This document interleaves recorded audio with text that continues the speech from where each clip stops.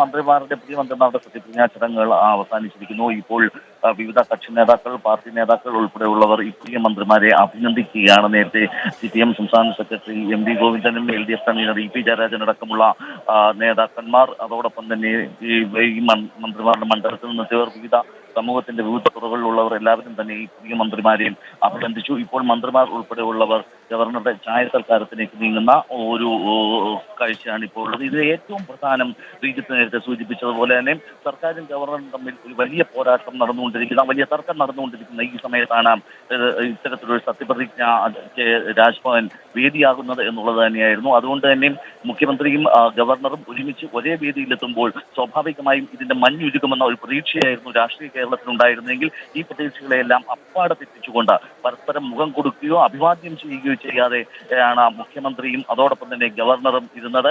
ഈ ചടങ്ങിന് ശേഷം ഗവർണർ മുഖ്യമന്ത്രിയുടെ മുഖത്ത് പോലും നോക്കാതെ അദ്ദേഹം രാജ്ഭവനിലേക്ക് പോകുന്നു.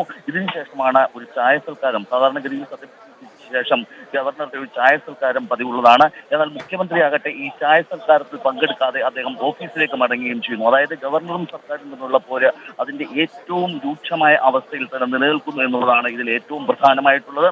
കാരണം ഇന്നത്തെ ഒരു പ്രത്യേകത കൂടിയുണ്ട്. ഗവർണർക്കെതിരെ ഇന്ന് സർക്കാർ സുപ്രീം കോടതിയിൽ പുതിയ റിട്ട് സമർപ്പിച്ച ദിവസം കൂടിയാണ്. ഗവർണറെ ഇത്തരത്തിൽ നിയമങ്ങൾ പാസ്സാക്കുന്ന അല്ലെങ്കിൽ ബില്ലുകളിൽ അടയിരിക്കുന്നതിൽ നിന്ന്, ബില്ലുകൾ പിടിച്ചുവെക്കുന്നതിൽ നിന്ന് ഗവർണറെ തടയണമെന്ന് ആവശ്യപ്പെട്ടുകൊണ്ടാണ് സംസ്ഥാന സർക്കാർ ഇന്ന് സുപ്രീം കോടതിയെ സമീപിച്ചിരിക്കുന്നത്. ആ ദിവസം തന്നെയാണ് ഈ സത്യപ്രതിജ്ഞയും നടന്നത് എന്നുള്ളതാണ് ഇതിൽ ഒരു കോയിൻസിഡൻസ് ആയി വരുന്നത്. അതോടൊപ്പം തന്നെ ഗവർണറും സർക്കാരും തമ്മിൽ നിലനിൽക്കുന്ന തർക്കം അത് ഒരു തരത്തിലും ഈ അടുത്ത കാലത്ത് പരിഹരിക്കാൻ പോകുന്നില്ല എന്നതിന്റെ സൂചനകൾ തന്നെയായിരുന്നു ഇന്നത്തെ സത്യപ്രതിജ്ഞാ ചടങ്ങ്. കാരണം ഇത്തരത്തിൽ ഗവർണറും സർക്കാരും അല്ലെങ്കിൽ മുഖ്യമന്ത്രിയും ഒക്കെ തമ്മിൽ ഏതെങ്കിലും തരത്തിലുള്ള പ്രശ്നങ്ങൾ ഉണ്ടാകുകയാണെങ്കിൽ സ്വാഭാവികമായും ഒരു ചടങ്ങിൽ വെച്ച് അല്ലെങ്കിൽ ഏതെങ്കിലും പരസ്പരം കണ്ടുമുട്ടുന്ന ചടങ്ങിൽ വെച്ച് ഈ പരാതികളോ പരിഭവങ്ങളോ പിണക്കങ്ങളോ ഒക്കെ മാറ്റുക സ്വാഭാവികമാണ്. അത്തരത്തിലൊരു ചടങ്ങായി ഈ സത്യപ്രതിജ്ഞാ ചടങ്ങ് മാറും എന്നുള്ളൊരു പ്രതീക്ഷയായിരുന്നു രാഷ്ട്രീയ രംഗത്തുള്ളവർക്കുണ്ടായിരുന്നത്. പക്ഷേ അതിൽ നിന്നൊക്കെ തികച്ചും വ്യത്യസ്തമായി ആ തർക്കം ഒന്നുകൂടി രൂക്ഷമാകുന്ന തരത്തിലുള്ള പ്രതികരണങ്ങളാണ് ഗവർണറുടെയും അതോടൊപ്പം തന്നെ മുഖ്യമന്ത്രിയുടെയും ഭാഗത്ത് നിന്ന് ഉണ്ടായത്.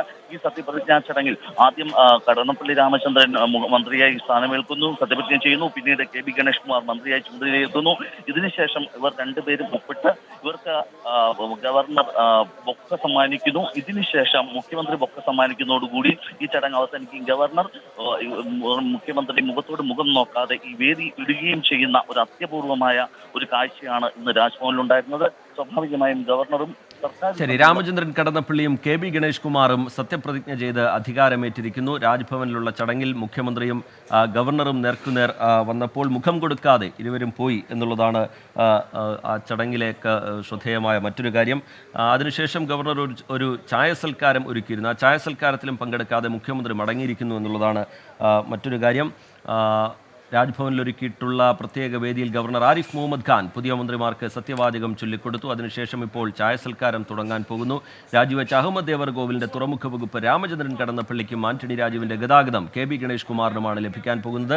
സിനിമാ വകുപ്പ് കൂടി വേണം എന്നുള്ളൊരാവശ്യം കേരള കോൺഗ്രസ് B മുന്നോട്ട് വെച്ചിരുന്നെങ്കിലും അതിപ്പോൾ LDF അംഗീകരിക്കുന്നില്ല.